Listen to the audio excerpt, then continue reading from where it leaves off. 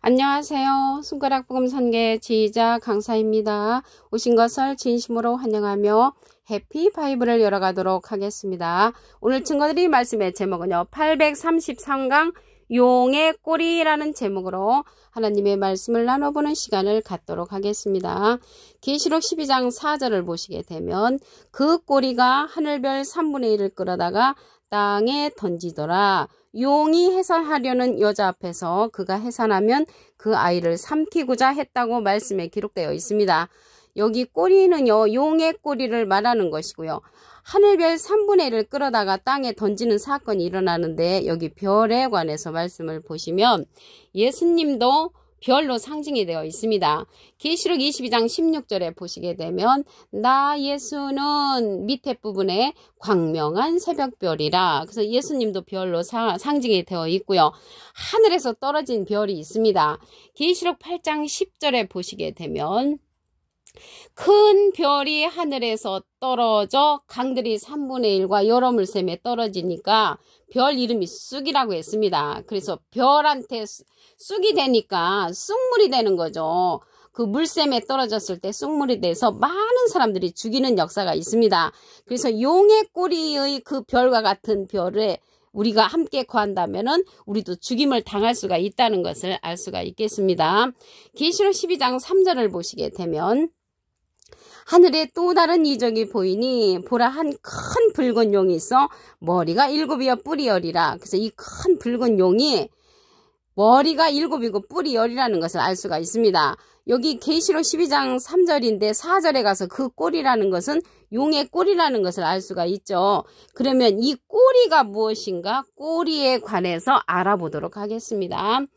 이사야 9장 15절을 보시게 되면 머리는 곧 장로와 존귀한 자요. 꼬리는 곧 거짓말을 가르치는 선지자라. 그래서 이 꼬리는 거짓말을 가르치는 선지자를 가리켜서 꼬리로 상징되었다는 것을 알 수가 있습니다. 그래서 거짓 선지자가 꼬리라는 것을 알 수가 있겠고요. 이사야 9장 16절에 보시게 되면 백성을 인도하는 자가 그들로 미혹해하니 인도를 받는 자가 멸망을 당한다고 했습니다. 그래서 이러한 꼬리 거짓 선지자가 미혹을 한단 말이죠. 미혹. 그래서 미혹하게 되면은 딱 그 사람을 한 사람만 멸망을 시키면 되는데 그 외에 같이 신앙생활하는 자들도 멸망을 당한다고 말씀에 기록되어 있습니다. 그러면 용에 관해서 알아보도록 하겠습니다. 계시록 20장 2절을 보시게 되면 용을 잡으니 곧 옛뱀이요. 용을 잡고 보니까 옛날의 뱀, 창세기 때 꼬였던 그런 뱀이란 말이죠. 마귀요 사단이라고 했습니다. 여기 마귀가 나왔는데요. 마귀도 사람을 상징을 합니다. 요한복음 6장 70절에 보시게 되면 예수께서 대답하시되 내가 너희 12를 택하지 아니하였느냐. 그러나 너희 중에 한 사람은 마귀니라. 그래서 마귀가 사람 마귀라는 것을 알 수가 있고요. 사단이라고 했습니다. 여기 마귀가 사람 마귀인데 진리에 서지 못한 자를 가리켜서 또 마귀라고 했습니다. 요한복음 8장 44절에 보시게 되면 너희는 너희 아비 마귀에게서 났으니 너희 아비의 욕심을 너희도 행하고자 하느니라. 저는 처음부터 살인한 자요 진리가 그 속에 없으므로. 그래서 진리가 없으니까 비진리로서 처음부터 살인한 자가 이 마귀로 상징되었다는 것을 말씀을 통하여 알 수가 있습니다.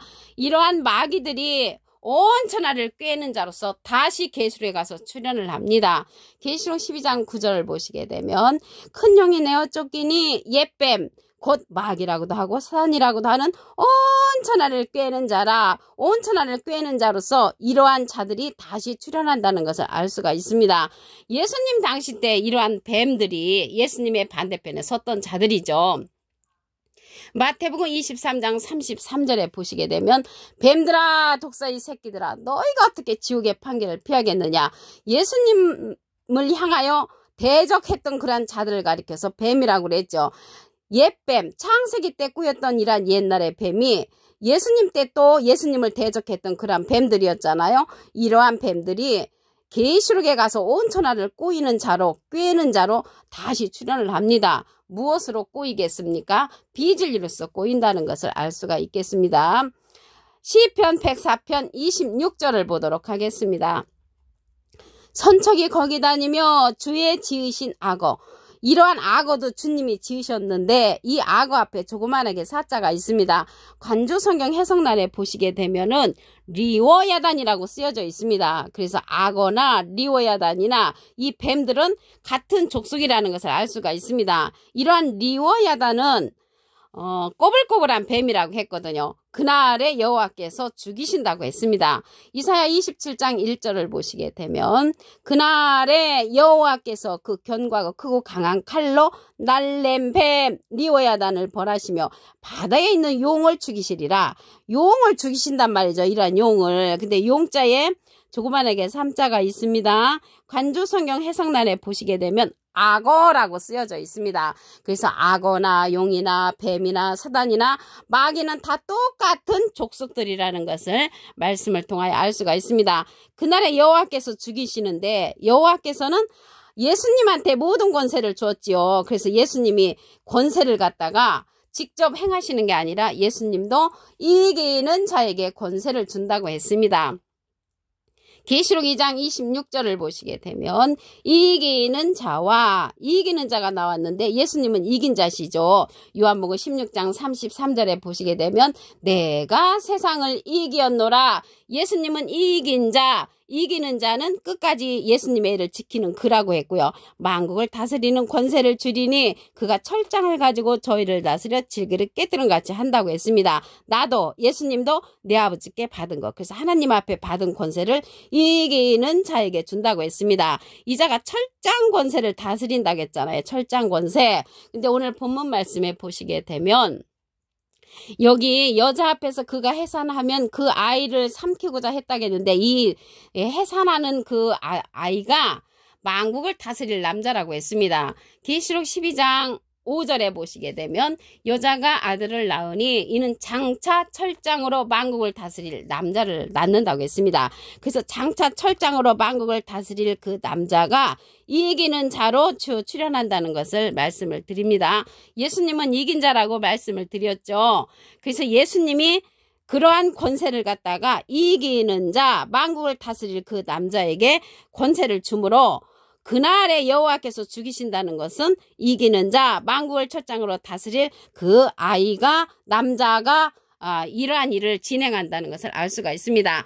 그 자는 예수님을 증거하는 진리의 성령이라고 했습니다.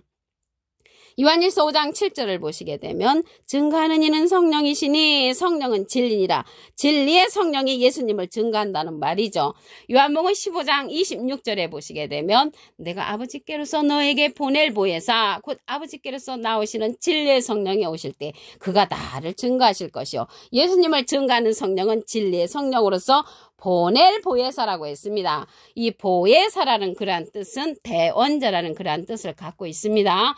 요한일서 2장 1절 그 중간에서부터 보시게 되면 아버지 앞에서 우리에게 대언자가 있으니 대언자 앞에 조그만하게 삼자가 있습니다. 관조 성경 해석란에 보시게 되면 보혜사라고 기록되어 있습니다. 이 보혜사는 파라클레트거든요. 헬라어로는 파라클레토스로 곁에 파라와 부름받은 클레토스란 말의 합성어로 도움을 주게 곁에 부름받은 자, 사람을 상징한다는 것을 말씀을 드리고요.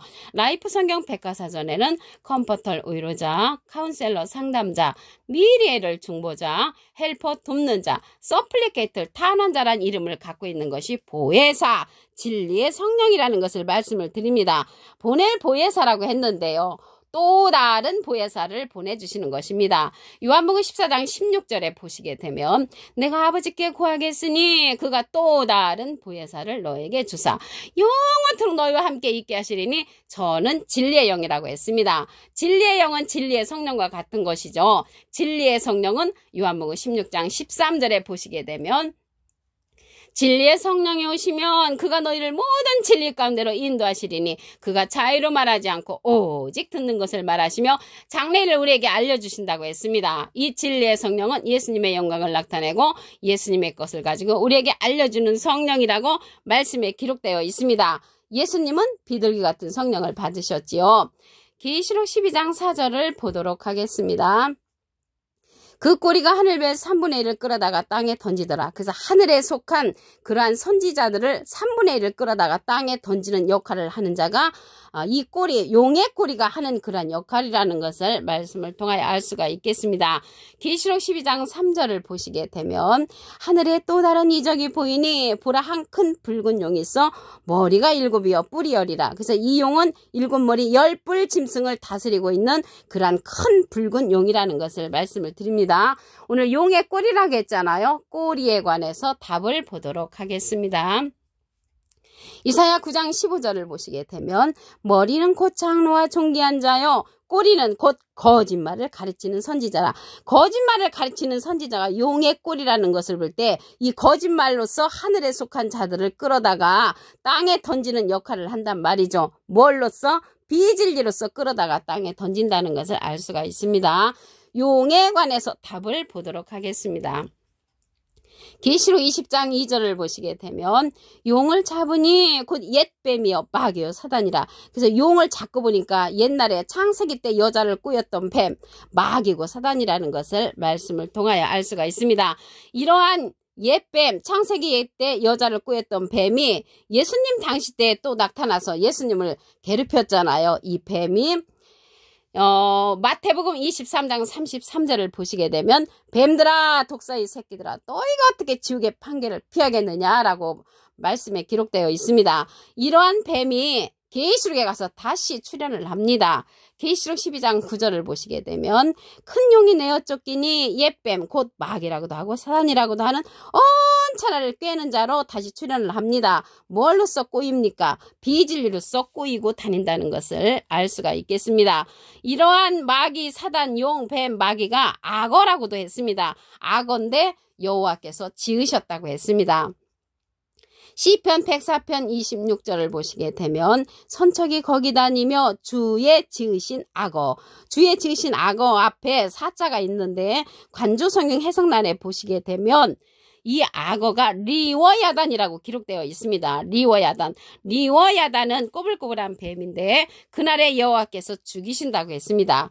이사야 27장 1절에 보시게 되면 그날에 여호와께서 그 견고하고 크고 강한 칼로 날랜 뱀 리워야단을 벌하시며 바다에 있는 용을 죽이시리라. 용자 앞에 조그만하게 삼자가 있습니다. 관조성경 해석란에 보시게 되면 악어라고 기록되어 있습니다. 그래서 용이나 악어나 리워야단이나 뱀이나 마귀나 사단은 다 같은 족속이라는 것을 말씀을 통하여 알 수가 있겠습니다. 그러면 이러한 용과 용의 꼬리가 하늘별을 3분의 1을 끌어다가 땅에 던지는 그러한 역사가 있는데 우리는 누구를 만나서 이들을 이길 수가 있냐면 이에게 있는 자를 만나서 이길 수가 있습니다. 계시록 2장 26절을 보시게 되면 이기는 자와 끝까지 내일을 지키는 그에게 만국을 다스리는 권세를 주리니 그가 철장을 가지고 저희를 다스려 질그릇 깨뜨린 것 같이 하리라. 나도 예수님도 내 아버지께 받은 것이 그렇다고 했습니다. 그래서 하나님은 그날에 여호와께서 직접 내려오셔서 이러한 용을 죽이는 게 아니고 예수님한테 모든 권세를 주셨는데 예수님은 이기는 자 예수님의 애를 끝까지 지키는 그에게 권세를 줬으므로 이 이기는 자를 통해서 이러한 일을 실행한다는 것입니다. 이 이기는 자는 진리의 성령으로서 예수님을 증거한다고 했습니다.